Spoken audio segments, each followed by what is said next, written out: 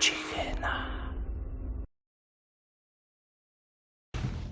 За чихэн ажин манайхаа чихэнагаарай. За нэг сонирхолтой түүх хамтдаа сонсоцгоё. Мөнгө төгрөгөндөө хорогдсон хятад хүүхний сүнс 3 хүний амийг авчээ гэсэн гарчигтай.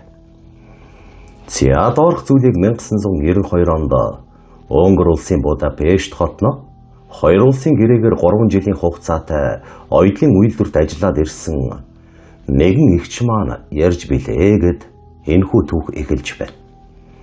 Төвлөрсөн төлөвлөгөөт эдийн засгийн үед үйлдвэрүүд ажилчдаа Унгар, Герман, Чех зэрэг социалист орнуудад мэргэжил дээшлүүлэхээр 6 сараас хэдэн жилийн хугацаатайгаар явуулдаг байсан үе байна.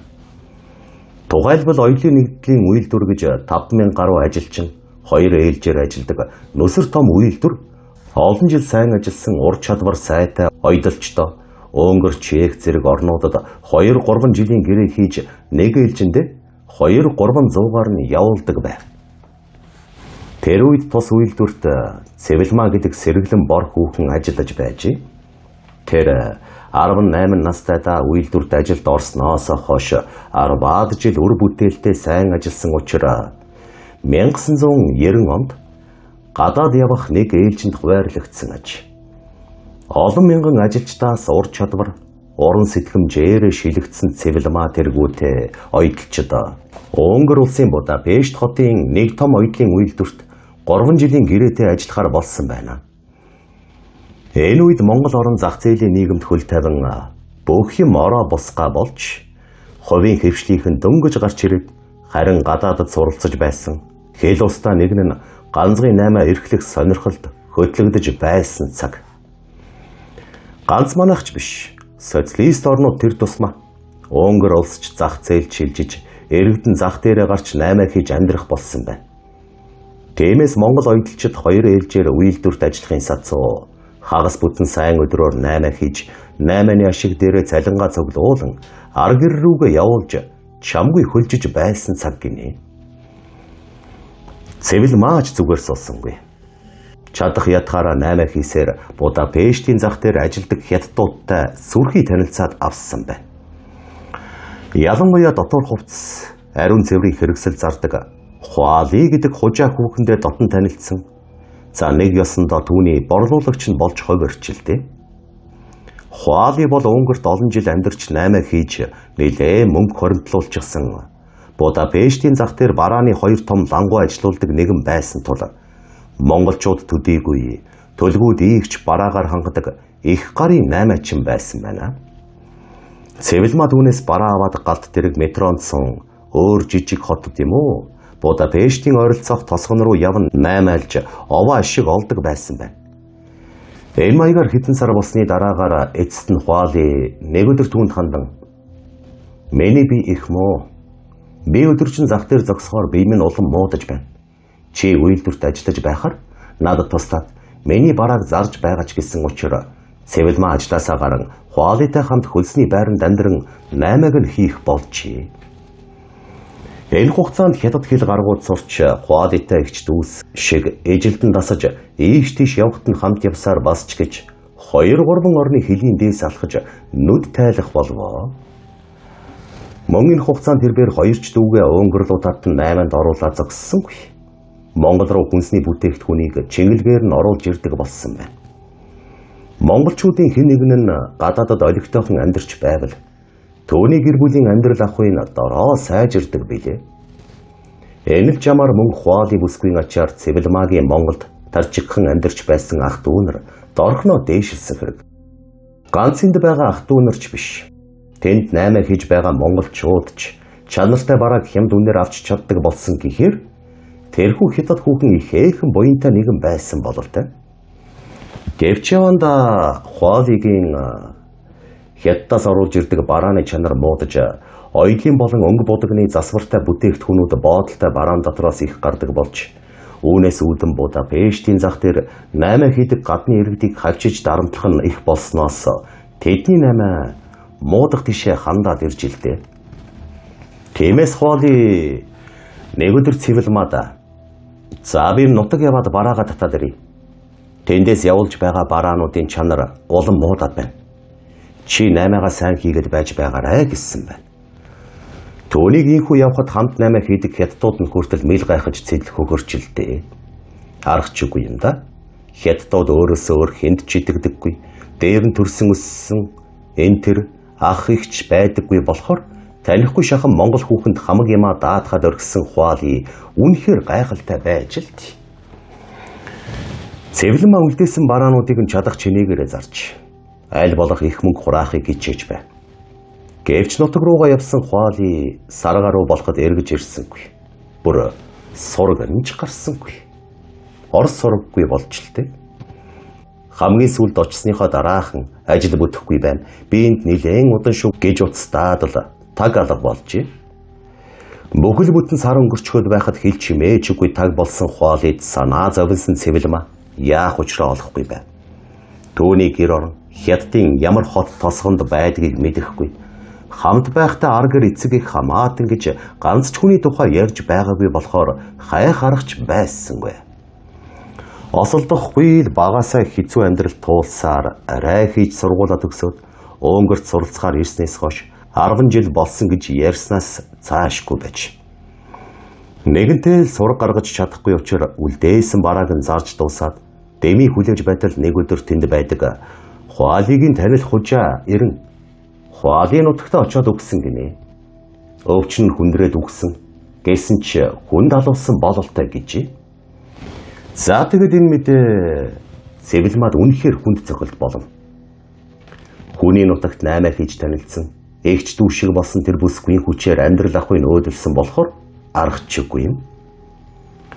Талигач хуалигийн араас байдгаараа гашуудсан цэвэлмаа хэд хоног орон гарan явсан бөгөөд хажуугаар нь талигачийг авснаас хойш зарагдсан барааны мөнгө 30 мянган долларыг яах билээ хэмээн шаналж эхэлвэ. Хүний мөнгийг дураараа өрөх хэцүү гэсэн ч өрөхгүй гэхээр эзэн нь нас барчихсан байдаг. Айх түгшиг зэрэгцсэн олон хоног бодсны эцэст цэвэлмаа хамаатан садан гэж хүн ирэх байлгүй хүлээдэ гэж шийдэв. Гэвч талигачийг үгснээс хойш 3 сар болоход ах дүү гэж нэгч хүн ирсэнгүй. Тиймээс цэвэлмаа хуалитай хамт амьдарч байсан байрнаасаа гараад хотоос нэлээн зайдуу нэгэн хөлсний байранд орон хэд хоног хаашаач гарсангүй элдвийг бодон тунгач хэвтвэ. Олон хоног бодсны эцэст нэг өдөр за ерөөсөө л Монгол руугаа буцъя. Одоо болтол хин ч ирээгүй юм чинь түүнд хамаатан садан байхгүй нь үнэн боллоо гэд ачаа бараагаа имхлэн нөгөө мөнгө аваад шууд Монгол руугаа зүтгэжээ. За тэр үеийн 30 мянган доллар гэдэг ямар их мөнгө болох нь ойлгомжтой. За 90-ад оны үед 30 мянган доллар чинь маш их мөнгө шүү дээ. Одоо ч гэсэн их мөнгө шүү дээ. 30 мянган доллар чинь бараг 100 сая төгрөгтэй. За тэгэд цэвэлмаа салтаандаа хавчуулах шахам явсаар гэртээ ирүүтээ хэд хоног сайхан амарч аваад нэг өдөр ингэж хэвтээд яах юм? 8 хий ямар сураагүй юм биш. За тэгээд Унграас хүнсний бараа оруулж ирье гэж хэл устаа юм чинь тэгээд ч газар мэдэхгүй биш гээд тал мөнгө хадгалж орхиод тал мөнгө аван ангийнхаа 2 хүүхэнтэй хамтрахаар тохиролцоод тэдний хэдэн 3 ногооныг нэмэрлэн хамт 8-нд хөдөлбөө. Харин энэ үед хуалын нас бараад яг хагас жил болж байв. Цэвэлмаа Унгарт ирсэн даруй худлаа хэлэх хүнд 2-3 хоногийн дотор сансан бодсноо ядахынгүй гүйцэлдүүлээд бараа ачуулах өдрөө хүлээн ангийнхаа хүүхнүүдийн хамт үнэтэй буудалд буусан юмсанжээ. Хэлтэй устай хүн таньдаг сэргэлэн найзынхаа хүчээр бөө 8 хийсэн ангийнх нь 2 хүүхэн цэвэлмааг амаа олохгүй магтаж бяцхан найр хүртэл хийгээд авч. За энэ үед цэвэлмаад талигач хуалий ёр бодогдоогүй гэдгээ. Үнтэй буудлын үүдний бааранд сайн чанарын дарс шимж баггүй хүлчүүргсэн хүүхнүүд өрөөндөө орох үед цэвэлмаа усанд орохоор угаалгын өрөөндөө орж илтэй. Гэвч тун удалгүй аимшигтайгаар орилсоор гарч ирсэн аж. Найз хүүхнүүд нь сандран яав ив гэсэн ч юу ч хэлсэнгүй хийл сарвалзаад байжээ. Тэгснэ ялимгүй тайвширсан бололтой. Учиргүй уйлж. Би та нарт нэг хятад хүүхний ачаар энд сайхан амьдарч байсан гэж ярьж байсанд тэр хүүхэн нас барчихсан юм. Гэтэл сая энэ өрөөнд зогсож байна. Ямар амар юм бэ? Гээд сүйд болов. Цэвэлмаагийн нүдэнд хуалын бүсгүй үнэхээр үзэгдсэн аж. Гэхдээ зүгээр нэг үзэгдсэнгүй. Мөнгө өг гэсэн хоёрхан үгийг хэлэн гараа тосоод ирэх шиг болсон юмсан ч. Ямар эвгүй юм бэ те. Мөнгө өгөө. Харин энэ тухай Цэвэлмаа найзуудтай хэлсэнгүй. Сэтгэл санаагаар навс унсан Цэвэлмаа бараагаа ачуултал 2-3 хоногтой бараг юу ч дуугарсангүй. Нөгөө хоёртоо беймүү байна гэчгээд дүнсгэр царайлсаар Монголдо ирж илт. Гэтэл нисэг онгоцны буудал дээр тоссон дүүн баргар царайлан өгтөж. Тэрнийг зүйлийг хэлж зүрхлэхгүй байх шиг байснаа гэртээ ойртон ирэх үед. Эгчээ та сэтгэлээ бариарай. Ээж аваарт ороод хэд хоногийн өмнө өнгөрсөн. Танд дуулгах гэснээ эрхэр чинь болъё гэж бодлоо. Гэж Цэвэлмаагийн нүдийг нулимс бүрхэн авч хаашаа яах гэж явсан бэ гэхэд дүүн. Таныг явсны дараахан манад нэг сони юм болдог болсон. Ээж үргэлжил миний нүдэнд гараа тоссон нэг хятад хүүхэн юм нэхэж байгаа нь харагдаад байдаг боллоо. Ганцаараа байхаас айгаад байна гэдэг байсан. Тэгээд налаахад байдаг сайн ламд үзүүлнэ гэж яваад Баян зүрхийн товчооны цаахан талд аваарт орчихсон. Алтан савыг нээлгтэл мөнгөндөө харамссан харь хүний сүнс охиныг нь даган ирж хорогдсон байна. Өөр хоёр ч хүний амьд хүрнэ. Сайн засал хийлэг гэсэн. Бид нар таныг ирэхээр бөөнөрөө лам дээр очихоор хүлээж байлаа. Гэсэн байна. Гэвч угийн сүсэг бишрэлгүй Цэвэлмаа ах дүүгийнхээ үгийг нэг их оошоосонгүй.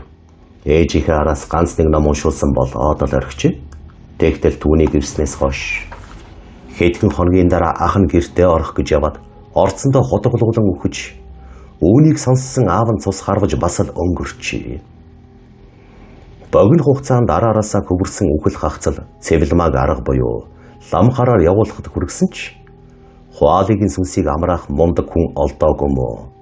Цэвэлмаа нэг л өдөр гэрээсээ зугтан гудамжны архичин болж гадуур тэнэх болж өдгөө тэр 32-ын тойрог хаваар архитаж явдаг гэх бөгөөд өнгөрт хамт ажиллаж байсан хүмүүс болон таньдаг мэддэг хүмүүс таарахаар нөгөө мө хужаа хүүхэн намайг балсан.